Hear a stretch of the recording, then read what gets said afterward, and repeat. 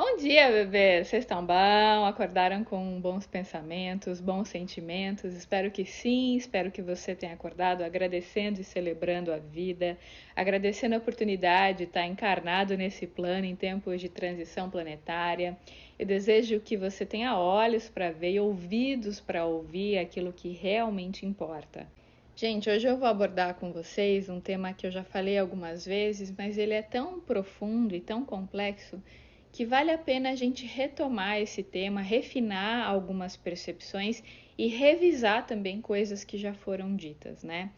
Isso porque a culpa, ela impera na nossa sociedade, seja pelo hábito que muitos de nós têm de culpar outras pessoas pelos nossos próprios problemas, ou até mesmo pelo hábito, pelo condicionamento que muitos de nós têm desde a infância de se autoculpabilizar, como se todos os problemas das pessoas no nosso entorno ou como se os problemas do mundo fossem sempre culpa nossa. Então, uma coisa é a gente reconhecer responsabilidade, né? A gente compreender pela lei da afinidade, lei da vibração, que aquilo que chega até nós diz sobre nós em algum nível. Quando a gente percebe por essa percepção que não é materialista, que nada acontece por acaso. Então, isso é você reconhecer a responsabilidade. Quando você reconhece responsabilidade, você tem maturidade emocional. Isso é muito diferente de você ficar se culpabilizando pelo que acontece no mundo, pelo que acontece no seu entorno. A culpa, esse sentimento de culpa que muitas pessoas têm em relação a tudo e a todos, é o que faz a vida da pessoa travar. Então, às vezes, a pessoa não consegue ter prosperidade material por conta de culpa, não consegue se dar bem em relacionamentos afetivos por conta de culpa. Então, muitas vezes, essa culpa vem da infância. Às vezes, quando você cometia um erro, por menor que fosse esse erro, sua mãe, seu pai, seu cuidador te desqualificava, te humilhava, falava: vai ser burro, você não sabe fazer nada. Ah, por isso que minha vida deu errado desde que eu tive você, olha o que aconteceu com a minha vida. Né? Então, muitas vezes essa culpa vem da infância, às vezes também, para quem acredita, pode vir de outras vidas. Pode ser que você tenha cometido um erro em outra vida, e com certeza cometeu vários, né? Como todos nós, estamos todos aprendendo. Você carrega a culpa desse erro até hoje. E aí você não consegue andar na vida, a sua vida fica travada, porque você fica remoendo esse passado, e a energia não flui. Que eu vejo acontecer com muita frequência são mulheres que sentem muita culpa em relação à mãe, culpa de ser feliz, porque a mãe foi muito infeliz no relacionamento afetivo. Então, às vezes, sua mãe e seu pai discutiam muito, pode ser que você presenciasse essas brigas, né? E você via sua mãe sempre muito triste, muito infeliz, reclamando muito do seu pai. E aí você formou uma ideia que relacionamento afetivo tem que estar ligado a sofrimento. Né? E claro, isso é uma ideia inconsciente, né? Que você sabe que você formou, você não sabe, mas você via aquilo acontecendo diariamente. E aí, sempre que você tem a possibilidade de ter uma vivência afetiva, você lembra do sofrimento da sua mãe. E quando seu relacionamento está muito bom, você acha que tem algo errado, ou que você não merece aquilo, ou que, se a minha mãe sofreu daquele jeito, então eu não posso ser feliz, porque eu vou estar sendo desleal à minha mãe, eu tenho que ser leal a ela e sofrer também. Outra culpa também que é muito frequente, que faz com que muitas pessoas se auto-boicotem, é quando a pessoa começa a ter muito sucesso profissional. Às vezes tem até uma competição velada entre parceiros afetivos, né? Então, às vezes a mulher ou o cara começa a prosperar muito profissionalmente e o parceiro não está na mesma. O parceiro está num momento que está muito ruim de grana ou que não está se sentindo reconhecido.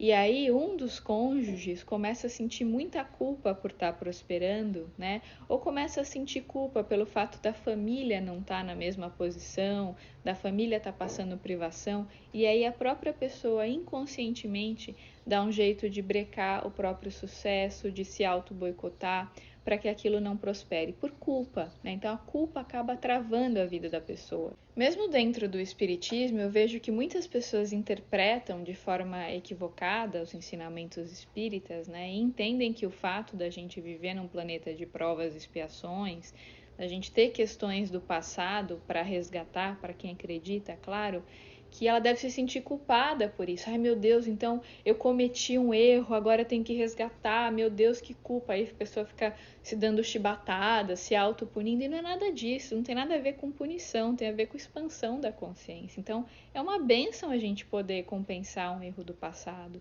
E a falta de maturidade emocional, a gente ficar usando esse conhecimento para se culpar, né? Então, se hoje me é dada a oportunidade de resgatar erros que eu cometi no passado, que bênção, que bom que eu tenho essa oportunidade. Nossa, como a fonte criadora é misericordiosa por me dar a possibilidade de resgatar algo que eu cometi de errado quando eu não tinha consciência no passado. Que bom que eu tenho essa oportunidade hoje. Isso é motivo de gratidão, de celebração e não de culpa, né? Não tem nada a ver com punição, né? Olho por olho, dente por dente. Ah, você fez, agora vai pagar. Não é isso. É oportunidade de aprendizado. Isso é uma bênção. Eu me lembro de uma situação quando eu era criança, né? Eu estudava numa escolinha infantil e tinha o dia que duas crianças seriam ajudantes. Todo dia tinham dois ajudantes de sala que entregavam os materiais para as outras crianças, né? E teve um dia que eu e uma outra coleguinha, nós somos ajudantes, e a gente tinha que entregar lápis de cor para as crianças. Cada um tinha uma caixinha de lápis de cor. E a professora já tinha avisado que se alguma de nós quebrasse, a gente teria que dar o nosso lápis de cor inteiro para a criança que a gente quebrou o lápis. E justo nesse dia eu derrubei, né? Eu era meio desastradinha. Eu derrubei o lápis de cor da criança quebrou e eu tive que dar o meu. Eu lembro que eu fiquei com um sentimento de culpa, né, num primeiro momento, por ter quebrado, não era lápis de cor, era giz-cera, né, por ter quebrado o giz-cera do coleguinha, mas eu me senti feliz por poder dar o meu giz-cera para a criança, para outra criança, porque afinal de contas eu tinha cometido o erro e eu estava tendo a possibilidade de compensar esse erro, né. Então, gente, é um exemplo bobinho, mas só para vocês entenderem que quando a gente tem a oportunidade de compensar o erro, sem que outras pessoas fiquem nos punindo, porque a professora poderia ter falado: ah, você fez isso daí, olha como você não presta atenção. Ela poderia ficar dando uma chamada de atenção, né, em mim, não foi o que ela fez. Ela simplesmente me ensinou a compensar o erro. Então tá, você derrubou, responsabilidade sua. Então agora como que você vai resolver isso, né? Então eu vejo as expiações que a gente passa não como punição, mas como uma oportunidade que nos é dada para reparar um erro que foi cometido no passado. Então é uma bênção a gente poder compensar esse erro. Só que na medida que a gente compensa esse erro, a gente não precisa ficar se punindo. Ah, eu fiz tal coisa, e a gente fica eternamente se culpando.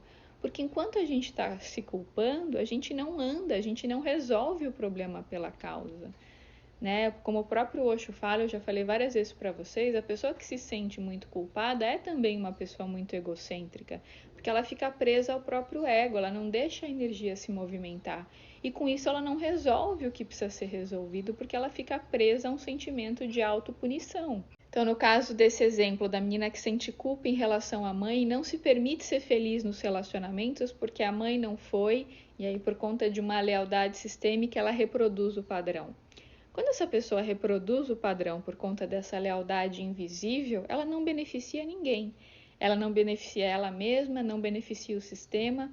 E na medida em que ela expande a consciência e começa a se permitir ser feliz no amor, né? Eu não estou dizendo com ser feliz que o relacionamento vai ser só bom, claro que não. Vai ter altos e baixos, mas ela vai se permitir se entregar. Quando a pessoa toma essa iniciativa, ela acaba beneficiando indiretamente todo o sistema familiar e todo o sistema humano, porque todo mundo recebe aquela energia. Enquanto você está se sentindo culpado e você está lambendo as suas feridas e está se lamentando e está se punindo, perceba que com isso você só está fortalecendo o seu próprio ego, entende? Porque a culpa ela vem desse egocentrismo, né? Quando você aceita que você pode errar, que você é falível, que você também está aprendendo, isso demanda uma humildade muito grande.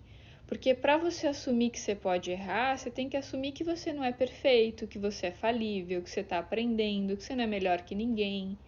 E para você conseguir ter essa percepção sobre si mesmo e conseguir aceitar os seus próprios erros, o que não significa não se responsabilizar, você precisa ser humilde para olhar para suas próprias limitações e integrar suas sombras. Então, às vezes, quando você era criança, você era muito punido por conta de erros mínimos que você cometia, você era muito ridicularizado e rechaçado por isso.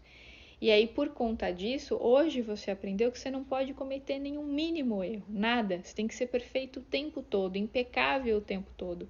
E mesmo que um erro que você cometeu não prejudique ninguém, mesmo assim você se pune, porque esse erro te relembra que você não é perfeito. Entende? Aí por isso que pega a vaidade, como eu falei. Quando um erro te relembra da sua imperfeição, é preciso ter humildade para reconhecer que você foi capaz de cometê-lo. Aí você deve estar se perguntando assim, tá, Gisele, eu já sei que eu sinto culpa, que essa culpa trava minha vida material, minha vida afetiva, mas como é que eu faço para me livrar disso, né? Aí entram as psicoterapias, né? Se você puder fazer uma psicoterapia para trabalhar essa questão mais profundamente, recomendo que você faça. Ah, Gisela, não tenho grana. Então, você pode procurar as clínicas escola de psicologia, pode procurar o SUS, né, que tem, em geral, preços mais simbólicos para fazer um atendimento psicoterápico. Se você acreditar, se fizer sentido para você e você quiser complementar a sua psicoterapia com um trabalho de crenças, de retirada de crenças, de mudança energética, mudança vibracional, né? Você pode procurar, por exemplo, um trabalho como o Theta Healing. A pessoa que eu indico é o meu pai, o Wilson Valim. Vou deixar o arroba dele aqui para quem ainda não conhece. Você pode agendar um atendimento particular com ele para fazer um trabalho mais profundo do ponto de vista energético para mudar esse padrão. Porque com Theta Healing, o terapeuta vai te levar ao estado de onda teta, que é um estado onde não tem a vigência do ego, e nesse estado fica mais fácil você mudar os padrões negativos em padrões positivos. Gente, por hoje é isso. Desejo um dia muito abençoado para todos vocês, com muito amor, com muita leveza e principalmente com muita alegria.